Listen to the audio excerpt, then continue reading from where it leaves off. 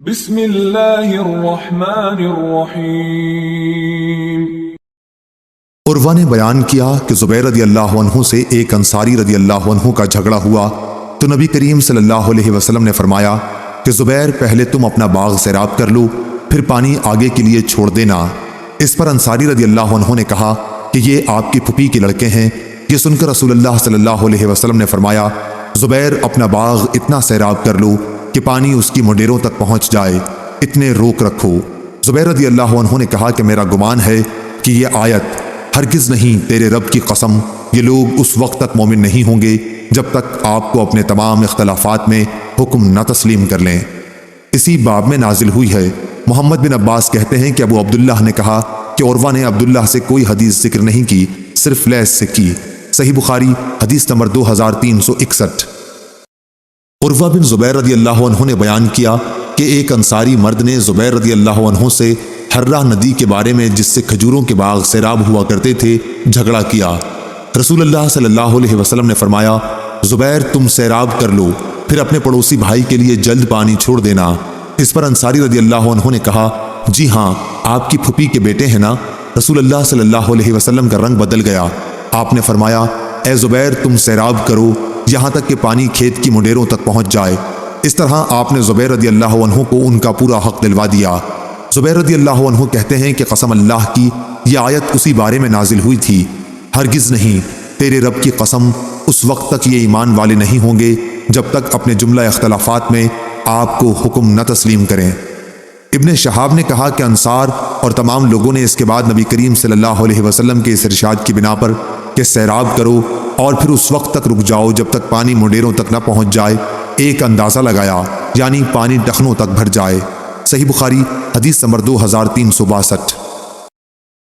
امام مالک نے خبر دی، انہیں سمی نے، انہیں ابو صالح نے اور انہیں ابو ہریرہ رضی اللہ عنہ نے کہ رسول اللہ صلی اللہ علیہ وسلم نے فرمایا ایک شخص جا رہا تھا کہ اسے سخت پیاس لگی، اس نے ایک کنویں میں اتر کر پانی پیا، پھر باہر آیا تو دیکھا کہ ایک کتا ہانپ رہا ہے اور پیاس کی وجہ سے کیچڑ چاٹ رہا ہے۔ اس نے اپنے دل میں کہا یہ بھی اس وقت ایسی ہی پیاس میں مبتلا ہے جیسی ابھی مجھے لگی ہوئی تھی۔ چنانچہ وہ پھر کنویں میں اترا اور اپنے چمڑے کے موزے کو پانی سے بھر کر اسے اپنے منہ سے پکڑے ہوئے اوپر آیا اور کتے کو پانی پلایا۔ اللہ تعالیٰ نے اس کے اس کام کو قبول کیا اور اس کی مغفرت فرمائی۔ صحابہ رضی اللہ عنہم نے عرض کیا یا رسول اللہ صلی اللہ علیہ وسلم کیا ہمیں چوپاؤں پر بھی اجر ملے گا؟ آپ نے فرمایا ہر جاندار میں ثواب ہے۔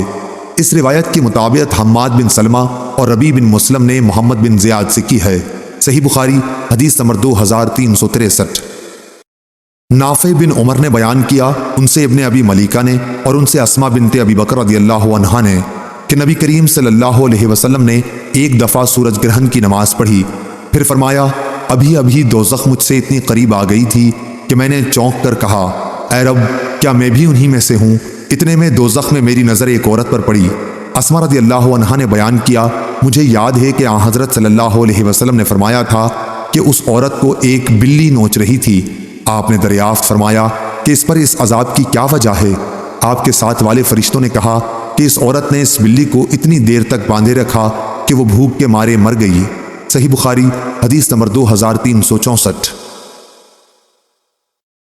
امام مالک رحمہ اللہ نے بیان کیا، ان سے نافع نے اور ان سے عبداللہ بن عمر رضی اللہ عنہ نے کہ رسول اللہ صلی اللہ علیہ وسلم نے فرمایا ایک عورت کو عذاب ایک بلی کی وجہ سے ہوا جسے اس نے اتنی دیر تک باندھے رکھا تھا کہ وہ بھوک کی وجہ سے مر گئی، اور وہ عورت اسی وجہ سے دوزخ میں داخل ہوئی۔ نبی کریم صلی اللہ علیہ وسلم نے فرمایا کہ اللہ تعالیٰ نے اس سے فرمایا تھا اور اللہ تعالیٰ ہی زیادہ جاننے والا ہے کہ جب تو نے اس بلی کو باندھے رکھا اس وقت تک نہ تو نے اسے کچھ کھلایا نہ پلایا اور نہ چھوڑا کہ وہ زمین کے کیڑے مکوڑے ہی کھا کر اپنا پیٹ بھر لیتی۔ صحیح بخاری حدیث نمبر 2365۔ عبدالعزیز نے بیان کیا، ان سے ابو حازم نے اور ان سے سہل بن سعد رضی اللہ عنہ نے کہ رسول اللہ صلی اللہ علیہ وسلم کی خدمت میں ایک پیالہ پیش کیا گیا اور آپ صلی اللہ علیہ وسلم نے اسے نوش فرمایا۔ آپ کی دائیں طرف ایک لڑکا تھا جو حاضرین میں سب سے کم عمر تھا، بڑی عمر والے صحابہ آپ کی بائیں طرف تھے۔ حضرت صلی اللہ علیہ وسلم نے فرمایا اے لڑکے کیا تمہاری اجازت ہے کہ میں اس پیالے کا بچا ہوا پانی بوڑھوں کو دوں؟ اس نے جواب دیا یا رسول اللہ صلی اللہ علیہ وسلم میں تو آپ کا جھوٹا اپنے حصے کا کسی کو دینے والا نہیں ہوں۔ آخر آپ نے وہ پیالہ اسی کو دے دیا۔ صحیح بخاری حدیث نمبر 2366۔ شعبہ نے بیان کیا، ان سے محمد بن زیاد نے، انہوں نے ابو ہریرہ رضی اللہ عنہ سے سنا کہ رسول اللہ صلی اللہ علیہ وسلم نے فرمایا، اس ذات کی قسم جس کے ہاتھ میں میری جان ہے، میں قیامت کے دن اپنے حوض سے کچھ لوگوں کو اس طرح ہانک دوں گا جیسے اجنبی اونٹ حوض سے ہانک دیے جاتے ہیں۔ صحیح بخاری حدیث نمبر 2367۔ معمر نے خبر دی، انہیں ایوب اور کثیر بن کثیر نے، دونوں کی روایتوں میں ایک دوسرے کی بنسبت کمی اور زیادتی ہے، اور ان سے سعید بن جبیر نے کہ ابن عباس رضی اللہ عنہ نے بیان کیا کہ نبی کریم صلی اللہ علیہ وسلم نے فرمایا، اسماعیل علیہ السلام کی والدہ حضرت ہاجرہ علیہ السلام پر اللہ رحم فرمائے کہ اگر انہوں نے زمزم کو چھوڑ دیا ہوتا، یا یوں فرمایا کہ اگر وہ زمزم سے چلو بھر بھر کر نہ لیتی تو وہ ایک بہتا چشمہ ہوتا۔ پھر جب قبیلہ جرہم کے لوگ آئے اور حضرت ہاجرہ علیہ السلام سے کہا کہ آپ ہمیں اپنے پڑوس میں قیام کی اجازت دیں، تو انہوں نے اسے قبول کر لیا، اس شرط پر کہ پانی پر ان کا کوئی حق نہ ہوگا۔ قبیلے والوں نے یہ شرط مان لی تھی۔ صحیح بخاری حدیث نمبر 2368۔ سفیان سوری نے بیان کیا، ان سے عمرو بن دینار نے، ان سے ابو صالح سمان نے، اور ان سے ابو ہریرہ رضی اللہ عنہ نے کہ رسول اللہ صلی اللہ علیہ وسلم نے فرمایا، 3 طرح کے آدمی ایسے ہیں جن سے قیامت کے دن اللہ تعالیٰ بات بھی نہ کرے گا اور نہ ان کی طرف نظر اٹھا کے دیکھے گا۔